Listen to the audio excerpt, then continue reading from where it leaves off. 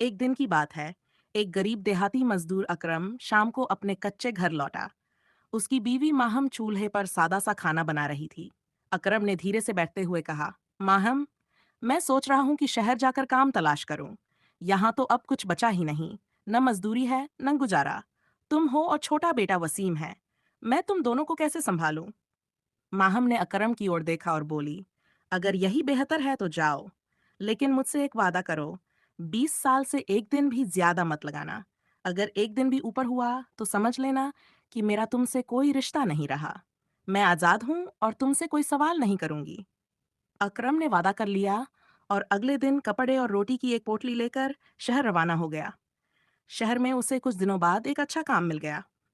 एक बुजुर्ग दुकानदार हाजी याकूब का कपड़ों का कारोबार था।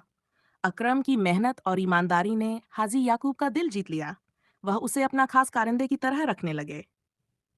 दिन महीने बने, महीने साल, और इस तरह पूरे 19 साल गुजर गए। जब 20वां साल शुरू होने को आया तो अकरम ने हाजी याकूब से कहा, बाबा जी, अब मुझे अपने गांव जाना है। वादे का वक्त पूरा हो गया है। हाजी याकूब उदास हो गए और बोले, अकरम, तू मेरे लिए बेटे जैसा है। बस 1 साल और रुक जा, मेरी दुकान संभाल ले। मैं अब थक गया हूँ।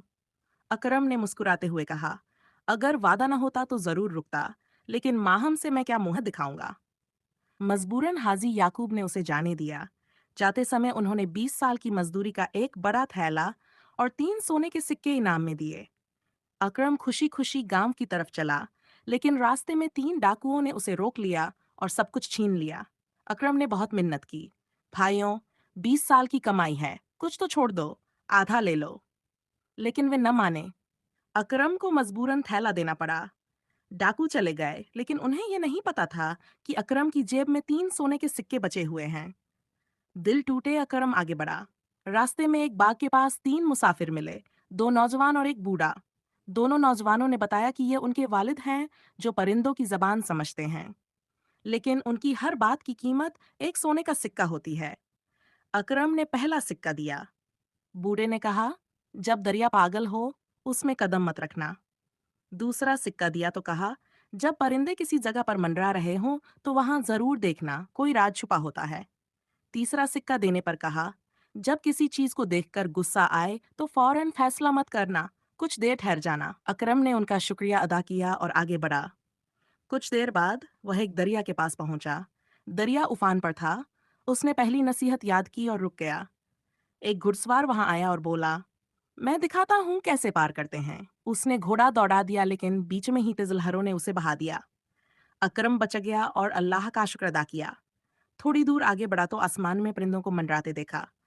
उसे दूसरी नसीहत याद आई। वहां गया तो ही 3 डाकू मर चुके थे। वे आपस की धोखाधड़ी हर देने के कारण मारे गए थे। उनके पास ढेर सारा सोना और अकरम का थैला पड़ा था। अकरम ने अल्लाह का शुक्र किया और अपना सामान वापस लिया। गांव पहुंचकर उसने सोचा कि माहम को जरा सा चौंका दूं। वह तब एकदम वो खिड़की तक गया और झांका। अंदर दस्तरवान सजा था और एक नौजवान महम के सामने बैठा था। अकरम का खून खौल, तलवार निकालने ही वाला था कि तीसरीन सी हत याद आ गई, गुस्से में फैसला मत करना। वह रुका। तभी नौजवान बोला, अम्मी, मैं कल रवाना हो रहा हूँ। अब्बू के बिना जीना मुश्किल है।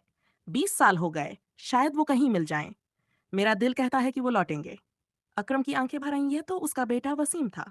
वह दरवाजा खोलकर अंदर गया। माहम दौड़कर उससे लिपट गई। वसीम भी रोते हुए बाप से गले लग गया। आंसुओं में 20 साल की जुदाई पिघल गई। अकरम ने सारी दास्तान सुनाई।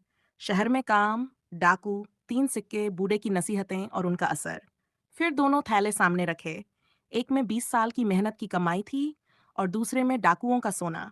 वसीम ने कहा, अब्बू, यह सोना हमारे नसीब का नहीं, यह खून से जुड़ा है। इस पर बद्दुआ है, इसे सदका कर दीजिए। हमारी मेहनत की कमाई ही काफी है। अकरम ने बेटे की दानाई पर शुक्र अदा किया और सारा सोना सदका कर दिया। उसने जिंदगी भर याद रखा, गुस्से में फैसला मत करो, ठहर जाना कई बर्बादियों से बचा लेता है। इस तरह 20 साल बाद अकरम का घर मोहब्बत, सुकून और खुशी से भर गया।